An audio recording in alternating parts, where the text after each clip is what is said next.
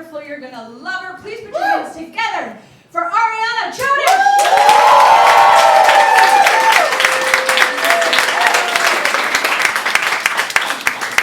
Hi everyone, I'm Ariana. My mom is an Italian Catholic and my dad is a Russian Jew. So that makes me anxious, like a very anxious person. I'm officially diagnosed with anxiety, OCD, depression, but that sounds really sad to say, so I like to describe myself as introverted, yet excitable, you know? Yeah. I have been in therapy for just about 2 decades now. That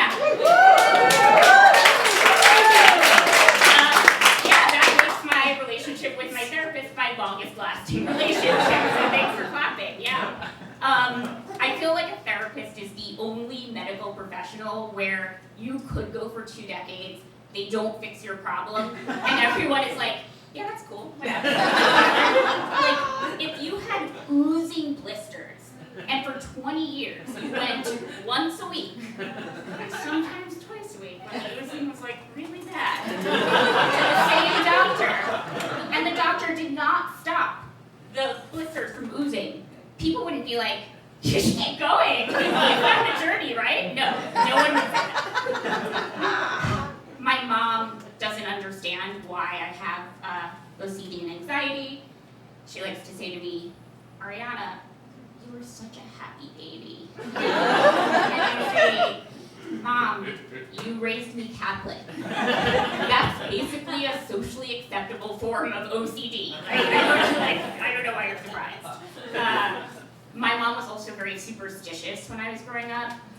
And there's this one superstition that if you go to a funeral, before you come home, you have to stop somewhere because you can't bring death home with you. I don't know if it's a real superstition. I might have made it up, but regardless, one time, went to a funeral, and on the way back, we stopped at McDonald's. And I was like super excited because my mom didn't let me eat McDonald's. And I remember thinking at the time, like, if it takes Aunt Jean dying,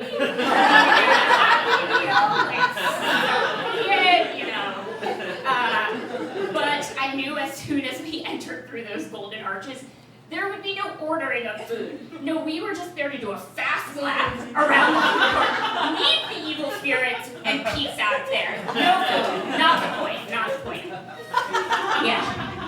So, now as an adult, I'm on meds, pharmaceuticals, yeah. When I was younger, people used to encourage me to smoke weed, and they would be like, it'll mellow you out. Yeah. And I know from experience, no, it will not. When I was in my early 20s, I went to Amsterdam, and for those of you who haven't been to Amsterdam, as soon as you get off the train, they hand you a pot brownie, and it's like, ooh, Europe, thank you, culture, yeah. And I knew you were supposed to, take it low and slow with these brownies, so just had a little nibble, waited, felt fine, took a bite, still feeling good, another bite, still fine, and I was like, maybe I have a dud. So I ate the whole goddamn thing, yeah.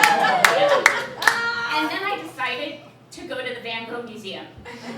You know the place where they have those swirly paintings of guys with one ear in a field of crows? Yeah, that seems like a really good idea. Yeah.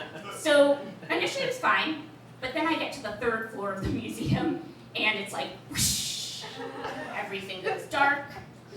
I lose my ability to understand where I am in space. And the funny thing is, the Van Gogh Museum is a rectangle. Like, it's not difficult to navigate, but I could not imagine how I was going to get out of this weird box. Like, I felt trapped. But I'm a smart person. I knew even though I didn't know how to get out of the museum, all the other people would know. So I followed someone.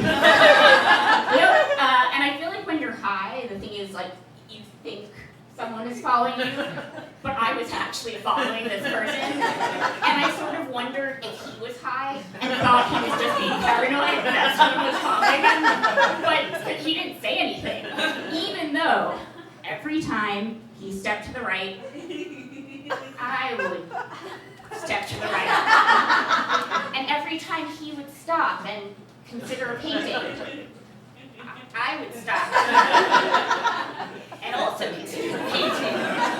And honestly, by the time we got to Starry Night, I didn't know who was following who. So whatever. It worked. Got out of the museum. That's the good news. The bad news is I still felt like I was gonna die.